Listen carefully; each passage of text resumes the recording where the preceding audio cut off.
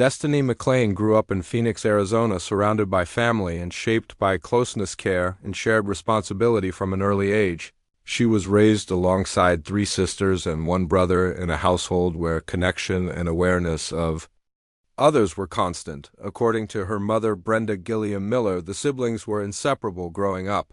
Their bond was not casual or distant, but active and present in everyday life. This closeness helped shape Destiny into an outgoing and open person who felt comfortable engaging with people around her. From childhood, Destiny showed a consistent pattern of noticing others and responding to their needs. Her mother recalled that when Destiny and her sisters went to a store and saw someone outside who was hungry or struggling, they did not ignore it. Instead, they would go inside and buy groceries not only for themselves but also for the person outside. This was not treated as a special act or something rare. It was a normal response for Destiny and her sisters. As her mother explained, they saw a need and tried to supply that need. This habit of helping others extended beyond family settings and into public spaces. Destiny was known for approaching people she did not know and offering kind words. Her mother described how Destiny would walk up to strangers in places like malls simply to tell them they were beautiful. These interactions were not driven by attention-seeking, but by genuine expression. Destiny was described as someone who gave compliments easily yet struggled to see herself in the same positive way others saw her. Appearance and personal style reflected both individuality and humor.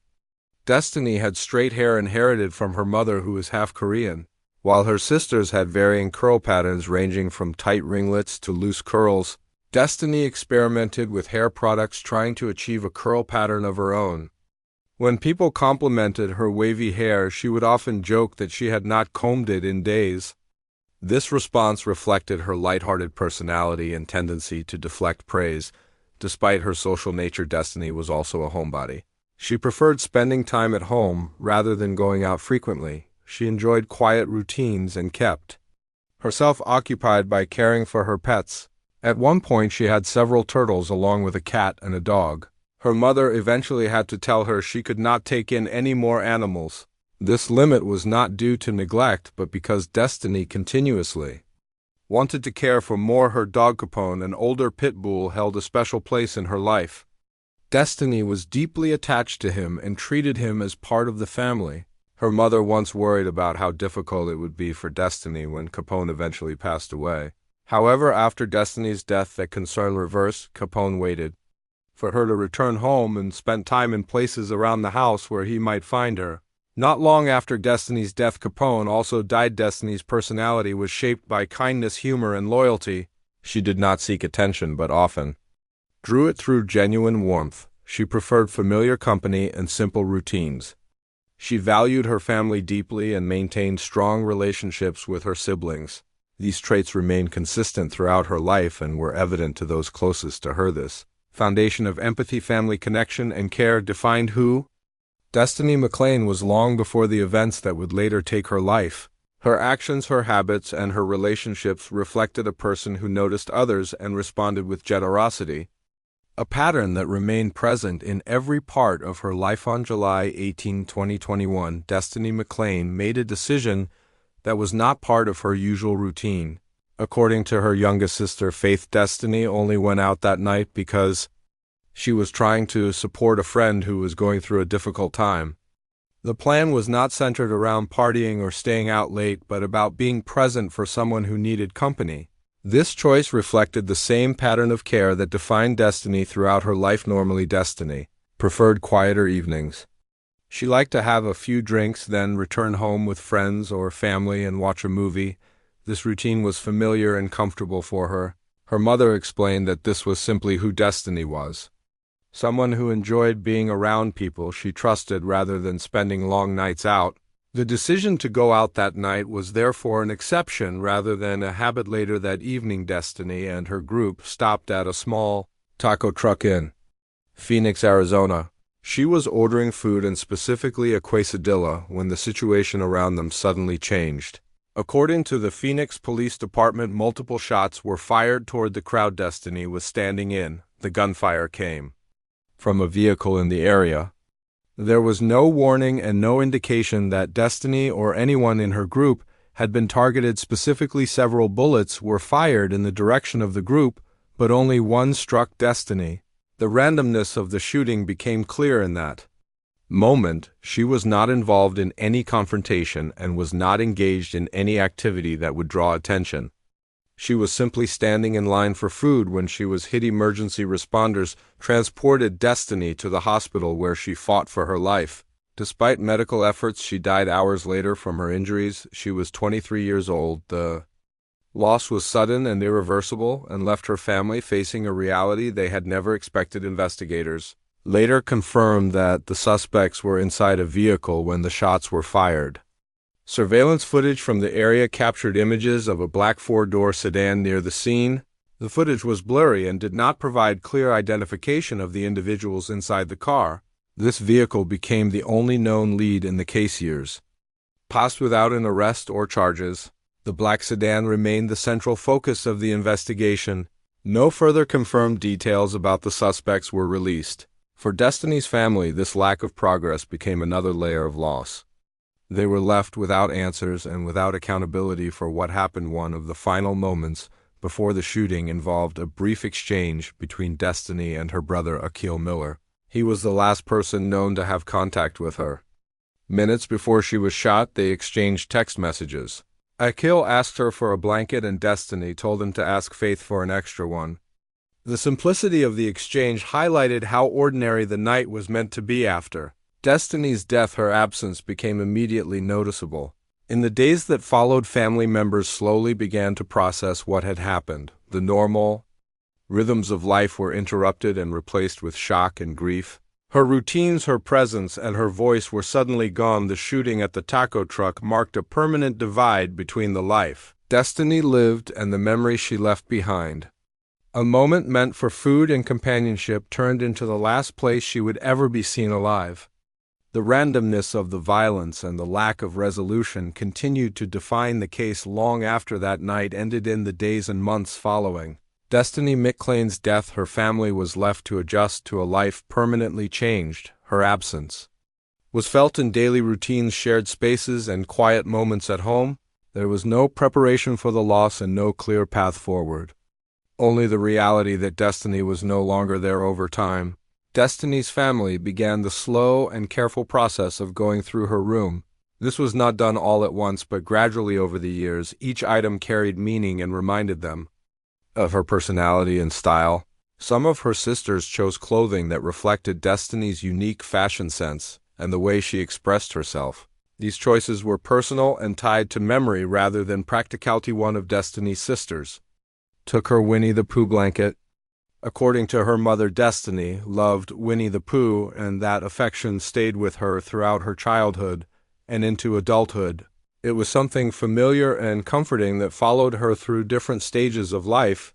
The blanket became more than an object and instead a symbol of continuity between who Destiny was as a child and who she became as an adult. Outside the family home, a memorial space was created in Destiny's honor.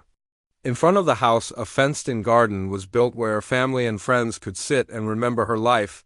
The garden was decorated with lights, flowers, and meaningful items chosen by those who loved her. Among them was a Winnie the Pooh statue, placed as a direct reflection of Destiny's attachment to the character. The memorial garden became a place of remembrance rather than closure. It offered a physical space where people could acknowledge Destiny's life and presence, even as answers remained unavailable. The garden did not represent an ending, but a way to keep her memory visible and accessible. As time passed, Destiny's loved ones found other ways to honor her. Several family members and close friends chose to get matching Winnie the Pooh tattoos. These tattoos served as a shared expression of remembrance and connection. They were not public statements, but personal markers of loss and love. While Destiny's memory continued to be preserved through these acts, the investigation into her death remained unresolved. The Phoenix Police Department identified a black four-door sedan seen in surveillance footage near the scene of the shooting as the only lead. The footage was blurry and did not provide identifiable features of the suspects. Years went by without an arrest or charges. The lack of progress became a defining element of the case. For Destiny's family, justice remained distant and unclear. They continued to live with unanswered questions and the knowledge that the person or people responsible had not been held accountable. The absence of resolution did not erase Destiny's impact on those who knew her. Her kindness, habits, and relationships continued to be recalled through stories shared within the family. The way she helped strangers, the way she cared for animals, and the way she showed affection through small actions remained part of how she was remembered. Destiny McClain's life was defined by care and connection, while her death was marked by randomness and uncertainty. The contrast between the two shaped how her family moved forward. They carried her memory through tangible objects, shared symbols, and a space built in her honor. Even as justice remained out of reach after Destiny McClain died, her family was forced to continue daily life without her presence. The loss was not confined to a single moment but repeated itself in ordinary routines and shared spaces. Destiny had been a constant figure within the household, and her absence created silence where familiarity once existed. Her mother, Brenda Gilliam Miller, continued to reflect on Destiny's character through everyday memories. Moments that once felt ordinary became reminders of what was gone. Destiny's habit of helping others, her humor, and her openness remained part of family conversations. These recollections were not retellings of events but reflections of who Destiny consistently was. Destiny's sisters experienced the loss through the absence of shared routines and sisterly closeness. Growing up, they had been inseparable and deeply connected. After her death, that bond remained but with a missing presence. Her sisters carried memories of her personality through clothing habits and shared stories that reflected her individuality. Her brother Akil Miller also felt the weight of losing his sister. The fact that he was the last person to communicate with Destiny remained part of the family timeline. Their final exchange involved simple, practical messages that reflected how normal the night was meant to be. There was no sense of finality or warning in their words. Inside the home, Destiny's absence was reflected in the behavior of her dog Capone. He waited for her and stayed in places where she used to be. This behavior stood out to her family as a visible sign of loss. Capone's death soon after Destiny's added another layer to the family's grief. The family did not move quickly to remove Destiny's belongings. Instead, they approached her room slowly over time. This process was careful and intentional. Each item held meaning and served as a reminder of her personality, her style, and her preferences. Some of Destiny's sisters chose to keep pieces of her clothing that reflected her unique fashion sense. These items were not selected for value but for connection. They represented how Destiny expressed herself and how she moved through the world. The Winnie the Pooh blanket taken by one of her sisters became a particularly meaningful keepsake. According to her mother, Destiny's love for Winnie the Pooh remained with her from childhood into adulthood.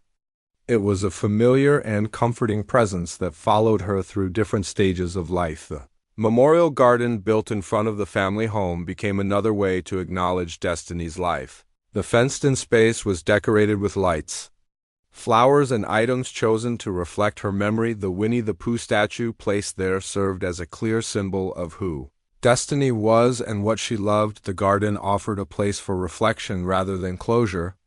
It allowed family and friends to sit and remember Destiny in a physical space. It did not replace answers or justice, but provided continuity between her life and the present. As years passed without resolution in the investigation, Destiny's family continued to live with unanswered questions. The black four-door sedan captured in surveillance footage remained the only known lead. No arrests were made and no charges were filed. Despite the lack of justice, Destiny's presence remained active within the family through shared memory, symbols, and daily acknowledgement. Her life continued to shape how her family moved forward, even as the case itself remained unresolved. As time continued to pass after Destiny McClain's death, her family remained caught between remembrance and uncertainty. The absence of legal resolution meant that the case never truly moved into the past. Instead, it remained present in daily life and family memory. The lack of answers did not fade with time but became part of how Destiny was remembered. The Phoenix Police Department maintained that the only known lead in the case was surveillance footage showing a black four-door sedan near the scene of the shooting. The footage was blurry and did not allow for clear identification. No additional confirmed suspects were named and no arrests were announced. For years, the investigation remained at a standstill. For Destiny's family, this lack of progress carried its own weight. They were left without clarity regarding who was responsible or why the shooting occurred. The randomness of the violence and the absence of accountability shaped their understanding of the case. Justice remained something hoped for rather than something experienced. Despite this uncertainty, Destiny's life continued to be honored in visible and personal ways. The memorial garden in front of the family home became a lasting symbol of her presence. Family members and friends could sit there and remember her not through headlines or reports but through shared memory. The lights, flowers, and decorations reflected care and intention. The Winnie the Pooh statue placed in the garden remained one of the most recognizable elements. According to her mother, Destiny's love for Winnie the Pooh stayed with her throughout her life, including adulthood. This attachment was not a passing childhood interest, but something that brought comfort and familiarity over the years. Several loved ones chose to get matching Winnie the Pooh tattoos in Destiny's honor. These tattoos were personal gestures rather than public statements. They reflected connection, loss, and remembrance. Each tattoo served as a reminder of Destiny's character and the way she left an impression on those closest to her inside the family. Destiny continued to be remembered through stories rather than timelines. Her habits of helping strangers, her humor, and her love for animals were shared across conversations. These memories did not change with time, but remained consistent reflections of who she was. Destiny's kindness toward people in need remained one of the defining traits her family recalled. Whether helping someone outside a store or offering a compliment to a stranger, she consistently noticed others. These actions were not isolated moments, but part of how she moved through the world. Her preference for staying at home, caring for her pets, and spending time with family also remained part of her story. Destiny was not drawn to attention or risk. She valued comfort, familiarity, and connection. The night she went out was an exception, shaped by her desire to support a friend. The contrast between Destiny's life and the way it ended remained difficult for her family to reconcile. She was not involved in conflict and was not seeking danger. She was ordering food when her life was taken. This reality continued to shape how the case was understood years after the shooting. Destiny McClain's name remained tied to an unsolved case. The absence of justice did not erase her identity, but reinforced the importance of remembering who she was beyond the circumstances of her death. Her family continued to honor her through memory, shared symbols, and daily acknowledgement. Destiny's story did not conclude with answers or closure. Instead, it remained defined by care, connection, and a lasting presence within the lives of those who loved her. Even as the search for justice continued without resolution,